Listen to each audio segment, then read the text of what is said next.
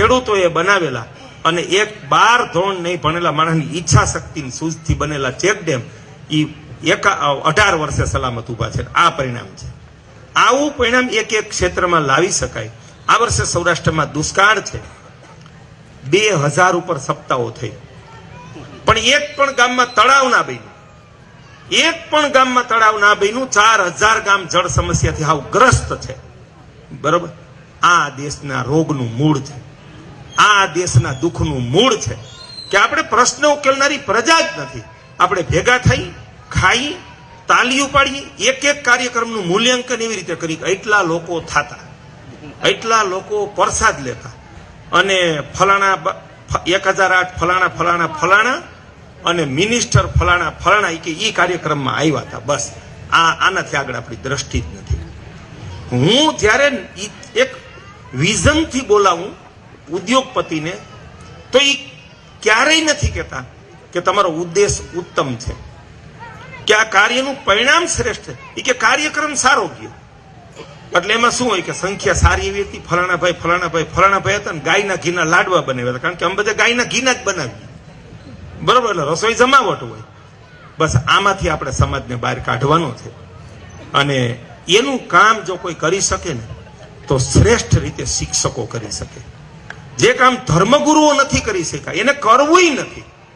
વાળો સલામત છે તો બહારની દુનિયાની પરવા જ નથી. વાળાની બહાર શક્તિશાળી કોણ છે? પૈસાદાર. તો ફલાણા ફલાણા ફલાણા તો ગમે એમ કરીને બાંધો એને કે એમ એનો વિનનો ઉતારો વધુ આવશે. હે બરાબર. એનો વિનનો ઉતારો વધુ આવશે કે એટલે એ ઘેટાઓને પકડી પકડીને ત્યાં બાંધવામાં આવે છે. અને મંદિર તો હરીફાઈથી બને છે. મંદિર શું કરવા? કઈ સંસ્કૃતિ રક્ષા માટે બને છે?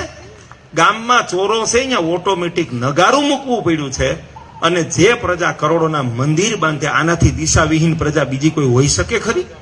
હે કે એક મંદિર છે ત્યાં કોઈ દર્શને નથી જાતું, ત્યાં કોઈ ટંકોરી વગાડવા વાળું નથી અને હરીફાઈથી માતાજીઓના સંપ્રદાયોના ઝીકા ઝીક કરીએ છીએ અને એના જમણવાર કરી રાખીએ છીએ અને એમ માનીએ છીએ કે આપણાથી મહાન કોઈ નથી. બસ એટલે ગામે ગામ પીવાનું પાણી નથી. એક ગામના પાદરમાં જાવ ને તો આંખે પાટા બાંધા હોય ને તો નાકથી ખબર પડી જાય ગામ આવી ગયું, કારણ કે એટલી દુર્ગંધ આવતી હોય. બરાબર. એને ઉપાડનાર કોઈ છે નથી. ધાર્મિક કાર્યક્રમો જ્યાં થાય ત્યાં ગંદકીના થર ઠલવાઈ જાય છે. ગંદકી ત્યાં કોઈને દેખાતી જ નથી કે આ ધર્મ છે એમ. આપણે તો જમણવાર જ ગણીએ છીએ. ત્યારે આવી મને સફળતા મળી. પછી ગાયના ક્ષેત્રમાં સફળતા મળી તો એમાં મેં સલાહ ના દીધી.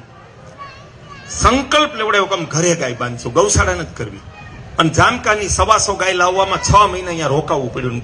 ગામનો મારી જીપમાં બેસાડીને ગામડે ગામડે જઈને ગાય ખરીદાવરાવવી પડી અને ધક્કા મારીને મેટાડોરમાં ચડાવવી પડી. અને એવું કામ લગાટ 10 વર્ષ સુધી, કોઈ ગામમાં 5, કોઈ ગામમાં 25 ત્યાં ગાયની ક્રાંતિ